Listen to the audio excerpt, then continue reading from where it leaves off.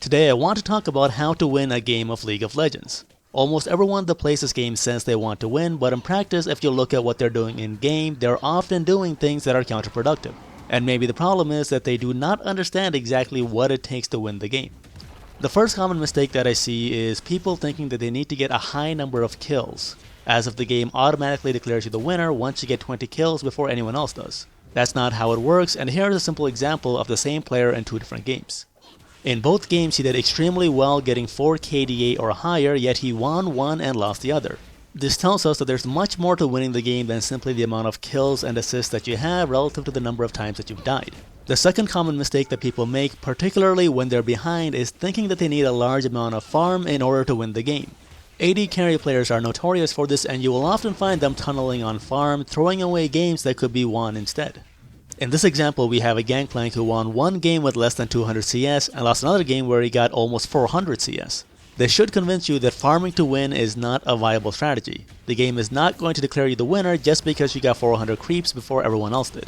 The one and only way to win any game of League is to destroy the enemy nexus. And this is simple enough if you stomp the enemy team until they get demoralized and surrender.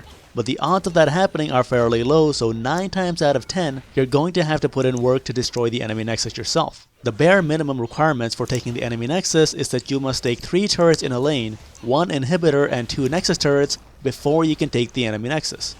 Going after this sequence of objectives that you see here is what is known as closing out the game. If you want to win, always be closing. Every time you recall, think about what you can buy to help you get this sequence of objectives.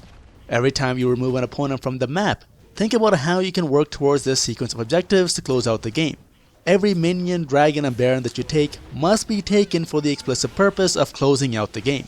Now your opponents are not going to open up mid and let you take their nexus for free, so I'm going to give you an easy to follow sequence of steps to close out every game of League. Step 1. Smash your lane opponent and take his turret.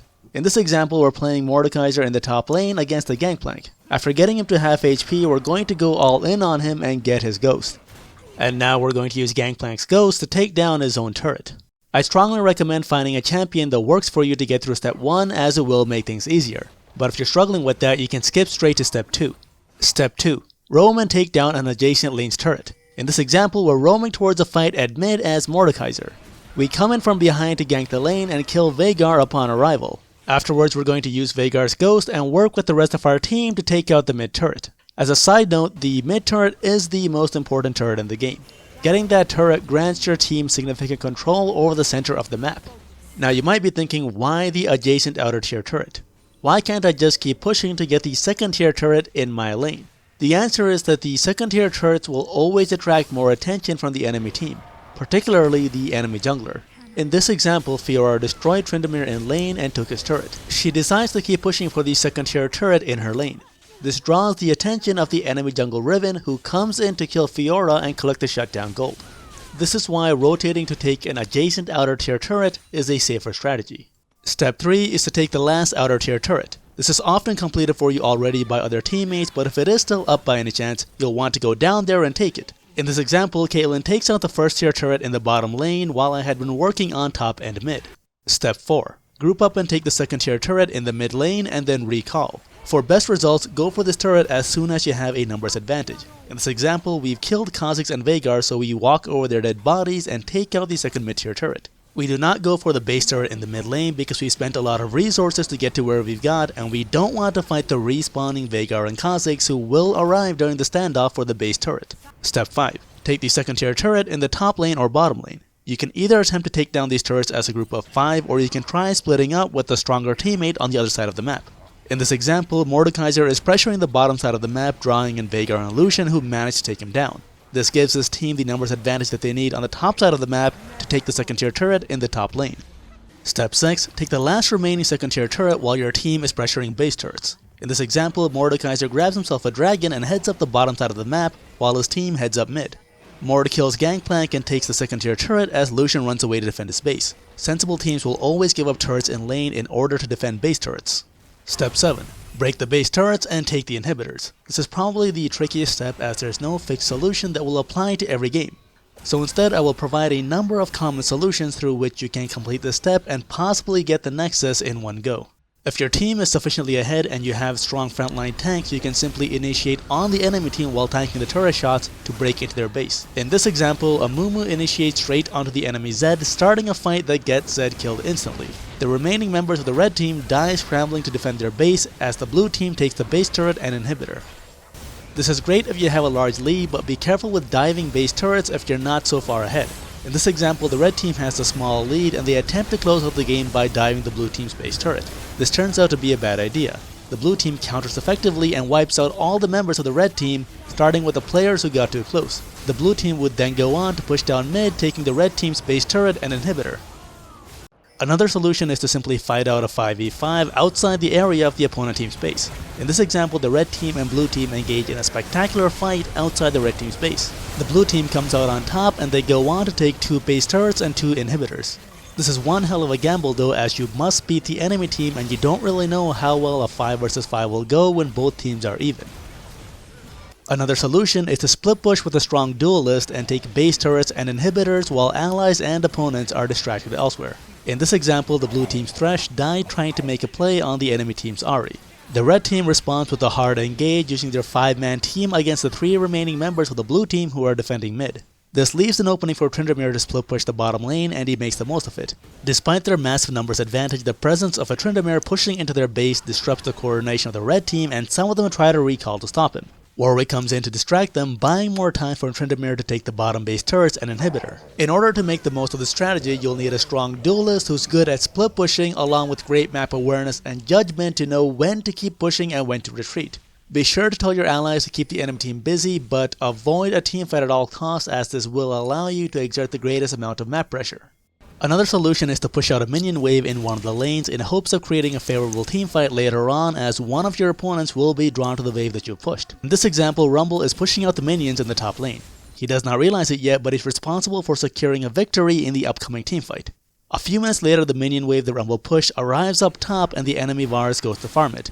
The blue team uses this moment to engage on the red team and they immediately kill off the enemy Blitzcrank. Following this, the blue team goes for a hard engage, acing the enemy team, breaking into their base, taking a base turret and inhibitor. Another solution is to intercept a member of the enemy team and make a push for base turrets and inhibitors. In this example, Talon and Lee Sin get into a fight that draws the attention of both teams. Both Jace and Tryndamere are heading towards the fight. Seeing an opportunity, Tryndamere intercepts Jace and kills him before he has a chance to help his team. Now the red team has a 5 versus 4 advantage. While the red team engages the fight at mid, Tryndamere heads back to pushing the bottom lane unhindered and takes the base turret and inhibitor. Step 8. Baron plays. If you have 1 or 2 inhibitors down, now is the time to go for Baron. If you've taken down one of your opponent's inhibitors, the enemy team will have to send someone that deals a lot of damage to clear the super minion waves. This gives your team a slight numbers advantage that will make Baron a good target.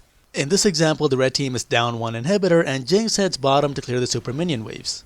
The blue team uses the absence of the enemy AD carry to go for Baron and they manage to take it. With the Baron secured, the blue team can now push for the remaining base turrets. Do keep an eye out for ambitious enemy junglers when attempting this strategy. On the other hand, if you've taken 2 enemy inhibitors, the enemy team will have to send 2 damage dealers to clear the super minion waves, making it very easy for you to take Baron. In this example, the red team is down 2 inhibitors and their Xayah and Orianna are stuck clearing the super minion waves. This allows the blue team to pick up the Baron with virtually no one on the enemy team contesting this objective. Step 9. You've now gotten 1 or more inhibitors down and it's time to end the game. Time a push into the enemy base at the exact moment that they send someone away to deal with the super minions. In this game, the red team took out 2 of the blue team's inhibitors, and the moment Riven goes away to deal with the super minions, Tryndamere starts a fight by getting close to the Thresh, drawing out the hook. Seeing the hook, Hecarim charges out with his ultimate and the red team gets the fight that they were looking for. Hecarim dies instantly and Ezreal picks off Orianna shortly afterwards. A 5 vs 3 skirmish takes place as the red team super minions break the Nexus turrets. The red team goes on to win the remainder of the skirmish, taking the blue team's Nexus. Now the path discussed here is meant for closing out the game in the cleanest, safest way possible. There are, however, much more aggressive paths open to you depending on the kind of champion that you are. If you have a siege composition with a number of ranged champions, you can simply poke out the enemy team from defending their turrets. In this example, Jace, Varus, and Xayah drive back the enemy team with their ranged abilities, allowing them to take a turret for free. If you play a strong split pushing champion, you can pressure one lane hard to make it easier for your teammates to take other lanes. In this example, Master Yi is shoving a super minion wave straight into the enemy base, and he takes a Nexus turret and runs away as the enemy Graves and Caitlyn come to drive him off. Caitlyn and Graves did make the right choice coming back to defend their base, but this also means they don't have enough people defending their second tier top turret, so the red team takes that for free. If you're playing top lane with teleport, know that you'll get the most out of your teleport by helping your bottom lane instead of your own lane. In this example, Aurelia died to Maokai in lane and her team is losing. Instead of teleporting back to lane, she teleports to the bottom lane where her teammates are struggling and shuts down the enemy Caitlyn. This play was a crucial early step in turning around a losing game for the blue team.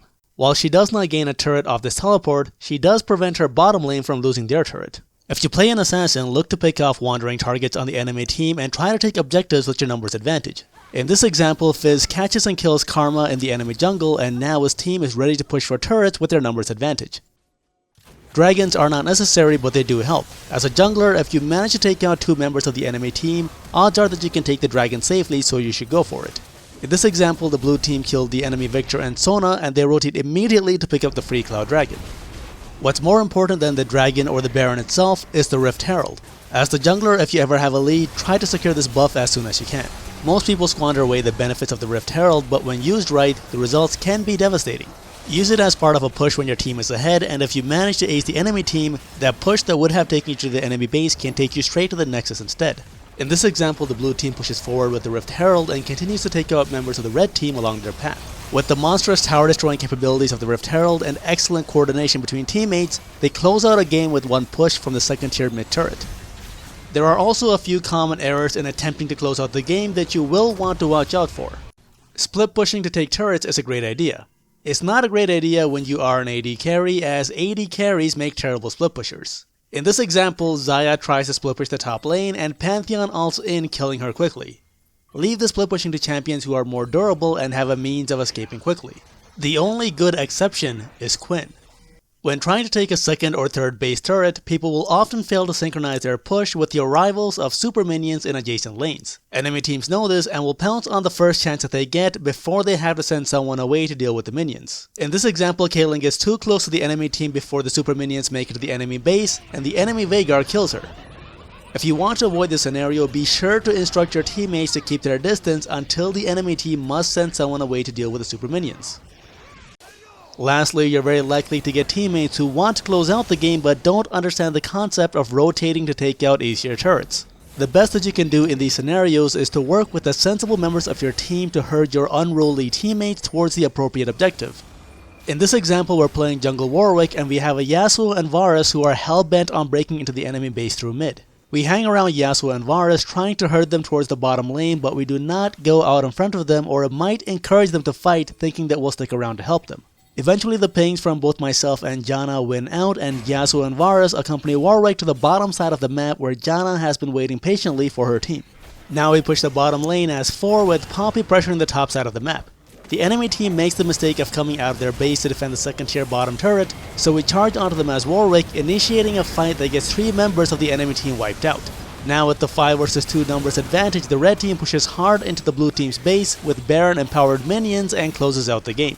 One thing to keep in mind is that harassing your teammates in an attempt to get them to rotate might make them stubborn and do the exact opposite of what you asked them to, so remember to play nicely. I'm aware that was a lot of information to absorb, so here is a quick summary of this video. Kills in CS aren't as important as most people think they are. Do not get carried away with chasing either of these stats, as they won't help you win the game. Focus instead on getting 3 turrets in a lane, an inhibitor, 2 Nexus turrets, and the Nexus to close out the game. The simplest path for completing this sequence of objectives is as follows. Start by taking the first 3 outer turrets, preferably starting with yours first. Next, you'll want to take out the second tier mid turret. This is usually a tough fight, so you will need to recall afterwards. After that, focus on taking out the last 2 remaining outer tier turrets. Now you'll need to break the base turrets and grab 1 or 2 inhibitors.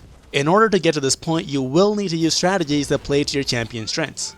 These include split pushing, intercepting champions on their way to fights, making picks with an assassin, shelling out a minion wave to lure away an opponent, and forcing a 5 versus 4 fight, sieging with ranged champions, proper use of teleports, and using the Rift Herald.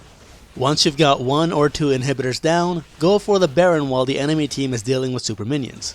And lastly, close out the game timing your push into the enemy base to coincide with the super minions arriving into their base. If you engage the moment an opponent has to go away to deal with the super minions, you will take the final base turret, along with the Nexus turrets and the Nexus itself. This is the simplest way to close out a game of League. And if you're serious about winning, always be closing.